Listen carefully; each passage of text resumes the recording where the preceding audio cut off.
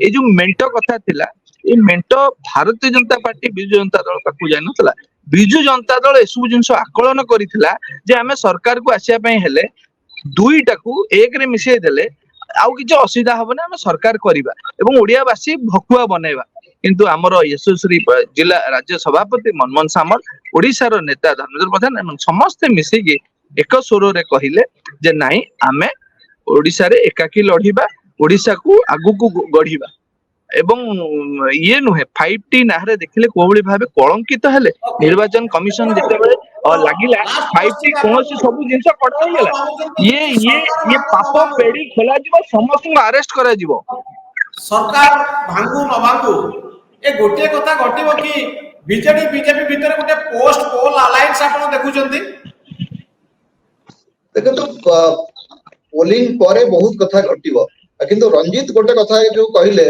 आज नवीन बाबू प्रति जहाँ बहुत सम्मान अच्छी पांडियान बाबू प्रति नहीं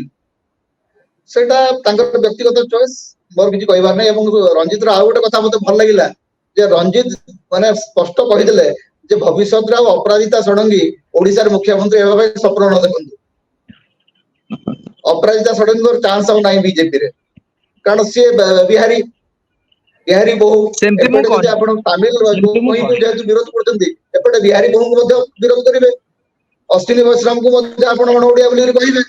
तेणु छाड़ से विषय को जीवा नहीं कथाटा हूँ पोस्ट पोल एलायंस रे बहुत संभावना अच्छी बहुत कथा घटी पारे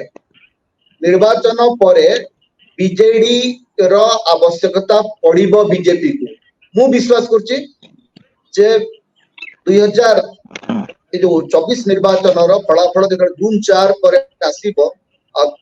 आपण देखिबे जे बीजेपी पई अनेक सहयोगी पुणी लोड़ा पड़े तेणु प्रधानमंत्री बारंबार एनडीए शब्दटा पुणी थे व्यवहार करने आरंभ करे एत पर्यंत मोदी सरकार 400 पार कथा कहला एबे एनडीए सरकार कथा उठिलानी एवं 2004 पर 2024 जून 4 तारीख पर Naveen Patnaik will be more inevitable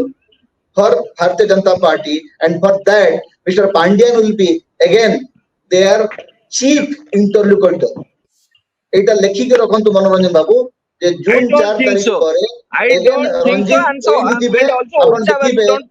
mister BK Pandian again तांकर प्रिय लोक होई बसबे BK Pandian will be the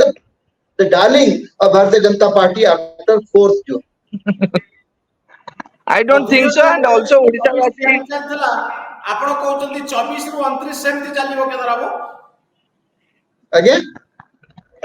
1924 हमें देखिलु डबल इंजन भारत रे जदि डबल इंजन सरकार रो गोटे बढ़िया उदाहरण कोठी मिलिबो सेटा होची ओडिसा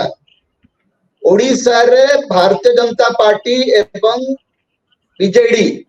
भितरे जो समन्वय हमें देखिछु गत 5 वर्ष भितरे पार्लियामेंट रे एमिति कोनोसी बिल आसी नाही जाको बीजेडी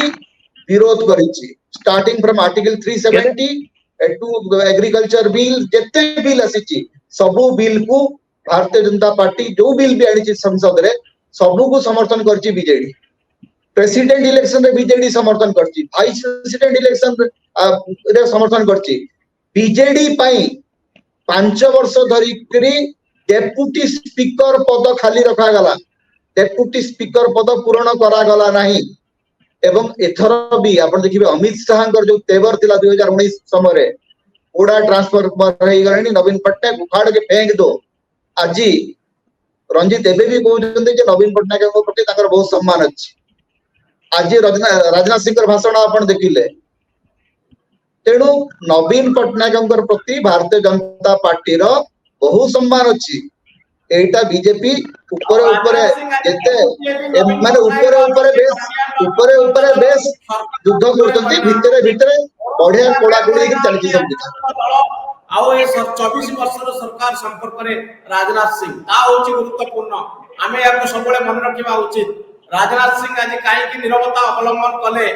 जो बड़ी ढंगरे अटैक चलीतला आज काई के अटैक आउ देखिबा पाई मिललानी राजनीति प्रति हार्डवेयर सॉरी है ना भाई नुआ नुआ ढंगरे ये आसीबो हम पाखु तो आगु को देखिबार कथा सरकार भांगीबे ना मेंटो हबो ना 19 ରୁ 24 ଯେମିତି ଚାଲିଲା 24 ରୁ 29 ସେମିତି ଚାଲିବ କୋଉ ଢଙ୍ଗରେ ସରକାର ଗଢା ହବ ଆଉ ଭାରତୀୟ ଜନତା ପାର୍ଟି ଏବଂ ବିଜୁ ଜନତା ଦଳ କେଉଁ ଭୂମିକାରେ ରହିବେ ନିଶ୍ଚିତ ଭାବରେ ଆମେ ଅପେକ୍ଷା କରିବା। ଠାକୁର ରଞ୍ଜିତ ଦାସ ଏବଂ ଶ୍ରୀତ କେଦାର ମିଶ୍ର ଆପଣଙ୍କୁ ଅନେକ ଅନେକ ଧନ୍ୟବାଦ। Wanna be a IAS officer? Join PST Gurukul, the best boarding school. For +3 teaching and coaching by Bajirao IAS Academy, call 9438 782020.